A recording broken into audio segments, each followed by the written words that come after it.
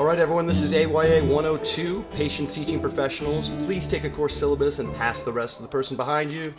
Patients Teaching Professionals is designed to help all clinicians improve the outcomes for these patients. We have visiting professors that are truly experts.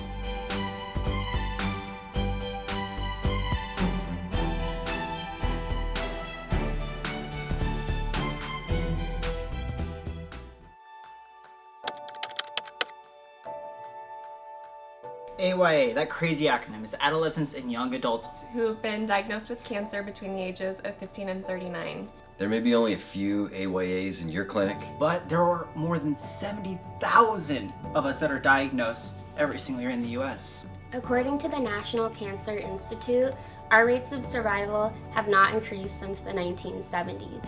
It's 50 years. That is a huge problem. And it has been improving for other ages. We also have by far the lowest rates of participation in clinical trials. Many clinical trials aren't even designed for AYAs. If all of this doesn't bother you, it should. It really should. AYAs are unique because we're in the prime of our lives. A lot of us are in the middle of huge transitionings and big decisions. My freshman year of high school. 2 weeks after my 21st birthday. I was diagnosed at 30 when I gave birth to my first kid. And in a weird way, it takes away your innocence. Like, it takes away your ability to think about the future. Like, the future is a language I don't speak. I went to the adult world, and everybody had gray hair and was basically dying. They took me to the children's hospital, and I had to share a play kitchen with a 2-year-old, and I just knew that I didn't belong anywhere.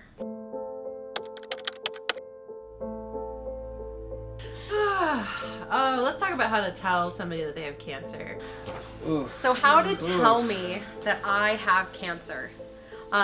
We feel like this is really important to bring up with all providers out there. So we want to share with you how to do it well. Not a single one of us had a really positive experience being told that we have cancer, and it wasn't even that we were being told we had cancer. It was how they told us we have cancer. Nobody told me. Everybody thought somebody else did it. Some of us were told on the phone. We don't want to be told on the phone. Set a time and a place to meet. Let me invite my favorite people to be with me. Those people are gonna make me feel more comfortable in the situation itself. Before you go in, find your center.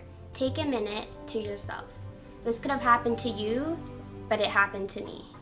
Take a deep breath, walk in the door, and please sit down with me.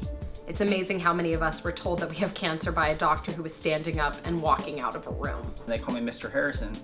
Well, like my dad, call me by my name. Touch me on my arm or shake my hand or something. Make me feel more comfortable. When you talk to me, please remember, I may know nothing about healthcare. Show me that you're the expert. And if you're not the expert, how you're gonna find an expert Exactly. who knows that.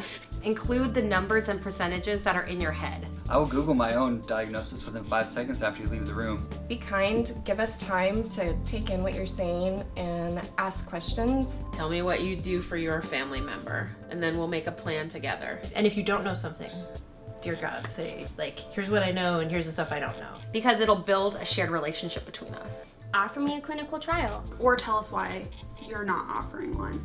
No matter what it is, let me know that I always have a choice and that I have choices to make. Because I am choosing if I want to pursue treatment or not, and that's a choice. And when you give me a voice and let me make decisions, I feel like I have more control over my situation. Be strong enough to look me in the eye. Imagine your brother, your sister, someone you love in our place. Don't be afraid that I'm gonna die, that you can't talk to me openly about my cancer. Understand that we want the truth. My daughter's cancer progressed and they didn't tell us what to expect. If I'm gonna die, I want my provider to tell me that. we would have done things a lot different. We would have done more and played more. AYAs want to connect with each other. Ask me about feeling alone. Nicole was 16, but she was treated with older patients on the adult floor, and there was no one anywhere close to her age. It would have been so great for me if I had a friend like Tony when I was sick, and that we could have talked about things. When I go for chemo, I don't want everyone in the room to be at least 60 years old. And put us together. Yeah, definitely. If there's ways to schedule AYAs so that they can sit next to each other, I feel like that's such a huge thing. You think in your mind that there are two people that just need to meet each other. Their situations are similar and they would really hit it off. This is done really easily by having both patients fill out a release of information form. Sharing that information allows the two patients to connect, and there's no issue with HIPAA. We want you to bring as many things to the table as you can. Nutrition and acupuncture, exercise, anything you can think of, we would want to know. Exercising helps me feel like a normal young adult. I want to work out and I want to do it in a way that's safe. When they told me I had 6 months to live, I learned through my dietitians what's the best foods to put into my body.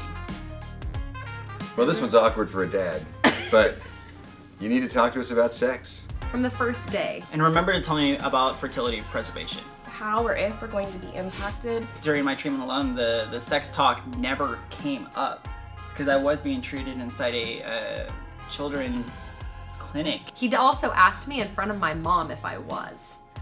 I wish I had been asked privately. Please don't assume that I'm not interested because I'm in the middle of treatment. And if I say that I'm really not interested ever again, maybe refer me to someone to talk to about that.